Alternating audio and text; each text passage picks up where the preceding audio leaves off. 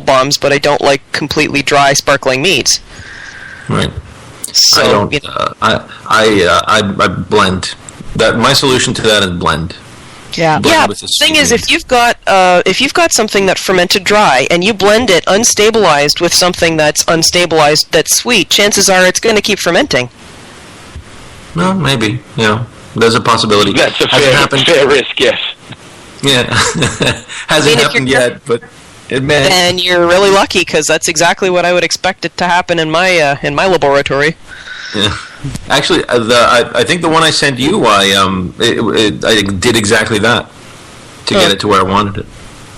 Well, it didn't explode. No, it tasted pretty damn good, but it's also possible certain yeasts are a lot more honest about when they're dead. Because I have found with JAOs, the bread yeast, it's pretty honest about when it taps out, and it might be also that this what is it, 1388? Is that Y yeast? 1388, yeah, that's the bomb yeast. Yeah, the bomb bombs. Yeast. It might actually be honest about when it taps out and actually die instead of just go dormant. But let's see. Yeah. So far, I haven't had even a little bit of escaping gas on any of them. Interesting. Well, when I do the strawberry rhubarb one, if I ever get down to the brew shop, maybe I'll stop there tomorrow. I have to go to the doctor tomorrow. Yeah, let's see. Jay Flanagan 244 was asking, do you need to stabilize before adding fruit to secondary? My answer to that is, what are you trying to accomplish by adding your fruit to the secondary? Yeah. Because if you're trying to give it a more fruit wine-like taste, then no, you don't want to stabilize it first. If you're trying to do something the equivalent of like adding the fruit pack to a stabilized wine, like you do with some of the fruitier wine kits, then yes, you would. If you're using that to back sweeten because your mead's gone a little bit too dry for you, then yes, you would. But if you're trying to get some fermented character to that fruit, then no, you wouldn't. Yeah, anybody else got? No, I agree you're right. with that. You nailed it. Yeah. Nothing more to be said about that. Enough said. Nope. Enough said. Great. Evolving Caveman was asking, how soon can you back sweeten after stabilizing? Yeah, we didn't really talk about that during our stabilizing episode, so I don't cross over into back sweetening, so It certainly does, and it's a very valid question, and that's why we're answering it now. I usually stabilize it and then wait a week, because every time I have ever stabilized anything, I've gotten airlock activity. So I let the airlock activity die down before I back sweeten, because I don't want to have I don't want to be worried that airlock activity after I back sweeten is renewed fermentation because the back sweetening because the stabilization didn't work. But I just find, I think what it is the sulfites releasing gas, causing some airlock activity. I've never had it actually fail and continue to ferment, but just to be safe, like I certainly would never stabilize, then back sweeten, then bottle like on the same day. I wouldn't. No. I would wait at least a week after back sweetening before I bottled, just to make sure nothing's going on. And I usually wait a week myself after stabilizing before I back sweeten, just to give it time to off gas and do what it's going to do. I typically only wait 2 days, but then I have it sitting at 32 degrees to make sure that it's absolutely dead. Yeah, that's 32 fair. Celsius. No, not Celsius, Fahrenheit. I translated for you. He's bilingual too. Yeah, well, half of us live in the Celsius world, and the other half of us live in the only country left that hasn't converted yet. So. Okay, I was going to say, because that's really hot. Yeah, I know, right? Yeah, but you're basically cold crashing. Yeah, I have people who've pasteurized, and they haven't had they haven't had necessarily terrible flavors from it, but it's not something I think I would do. And also, if there's any risk of fermentation and renewed whatever, then you're risking a little bit. Like if you're not absolutely positive that stuff's not fermenting in the bottle when you go and and pasteurize it, you're really asking for it. And then I probably wouldn't want to pasteurize it with an open lid because that's asking for, airborne contaminants to fall into your freshly pasteurized wine. Yeah. Typically, when we pasteurize, we'll get a 44-gallon drum with a fire set underneath it, and we'll load it up with crown-sealed champagne bottles. Okay. And then fill it with water, and then boil it. So you're doing mead on the Barbie? I'm sorry, but God, dude, you totally set that up. Oh, God. Most of the time, it's actually preserving the juice for drinking throughout the year when we're doing apples. But I have considered doing it for a carbonated cider. But you're basically, if you're taking, going back to what you said earlier, Hamish, you said you take it down to 32 degrees, you're basically cold crashing at that point, right? If I'm going to stabilize, I always cold crash. That's just a rule. Yeah, well, yeah, for those of you that have big enough containers to cold crash in. Exactly. I have been unable to convince my husband to let me buy a fridge or freezer just for that. Though, now I think about it, he bought a truck to play with, so I might have a leg to stand on there. Vicky, you're going about it completely the wrong way. People put old fridges that are just perfect and chest freezers all the time on, I guess you call it Craigslist and on eBay and True, on the curbside. Sometimes all you got to do is go curb, pick it up and say, it was free and it's living outside, hun. That's it.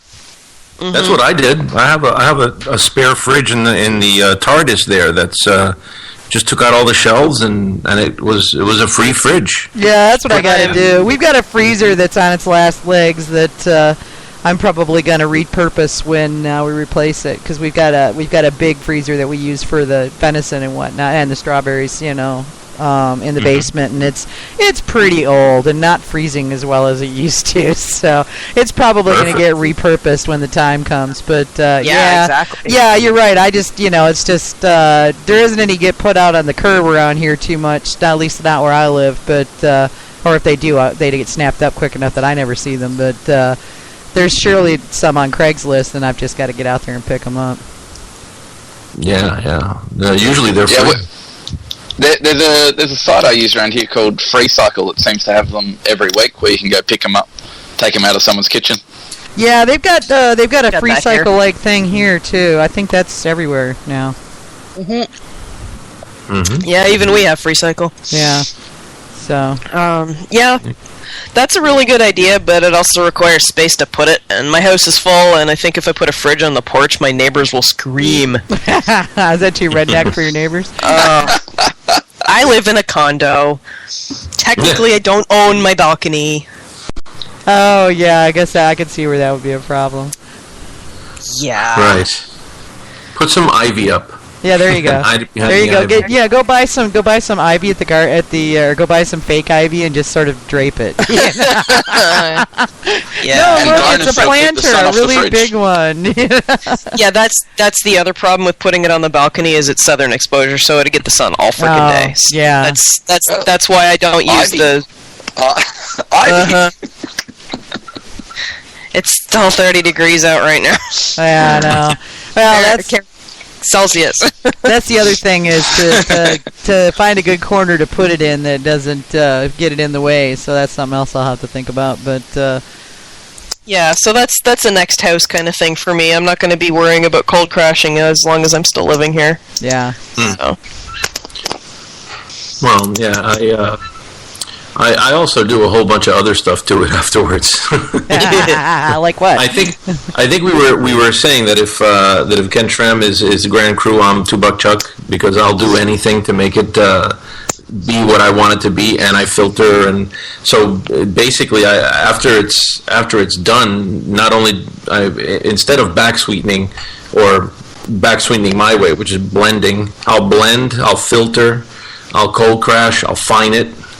And then I start playing with my favorite toy. The last few months has been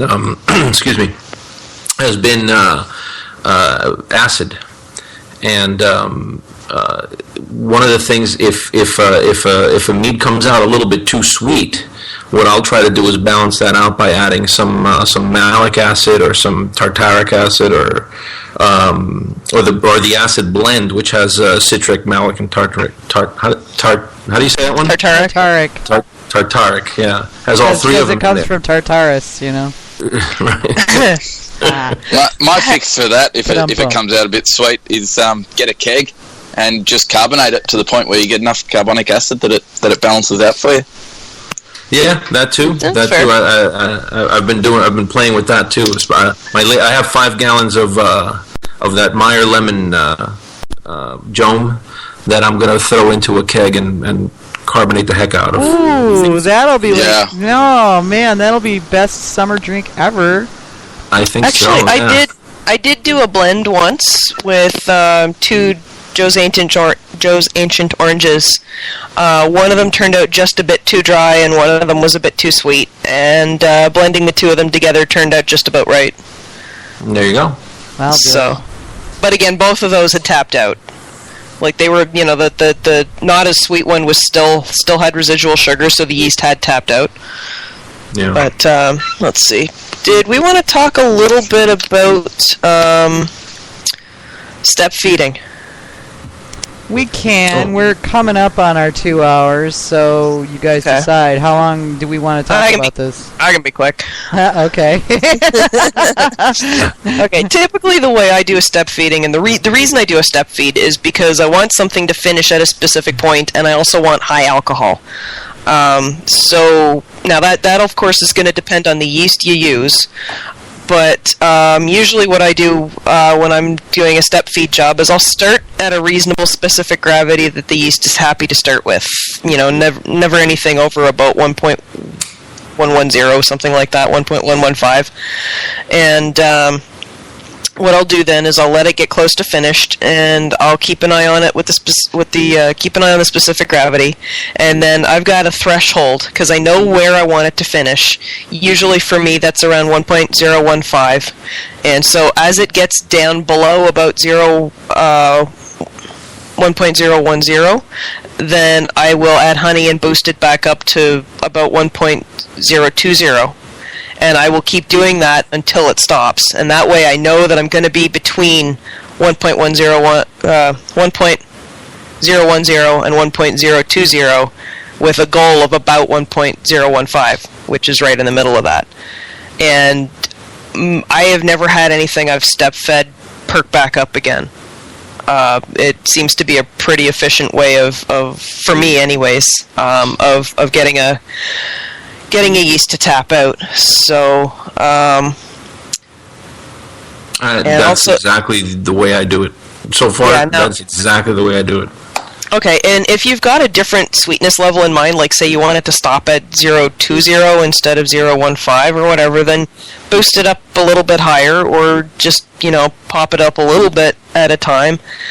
You can pick your own thresholds. You don't have to use the ones that I'm using. And if you're a little bit lazier, you can wait until it drops down to like 1.00, and then boost it back up to whatever your high threshold is. Because usually, how sweet can you stand it is for me like about 1.20 or 1.020 for most things. Some things are actually okay at a lot higher than that, but again, it's going to depend on the acidity and also the tannins. So acidity and bitterness, which are actually 2 different things. Yeah. And yeah, so I've actually never had a batch start up again that I've done with the step feeding, and those have been relatively straightforward and good for me. Now, Oscar advises against that because he finds that the yeast get too stressed, but I have not found that, either that or I don't taste whatever off flavors that he does. And he is a super taster, so yeah. So things that he tastes are things that normal humans can't taste.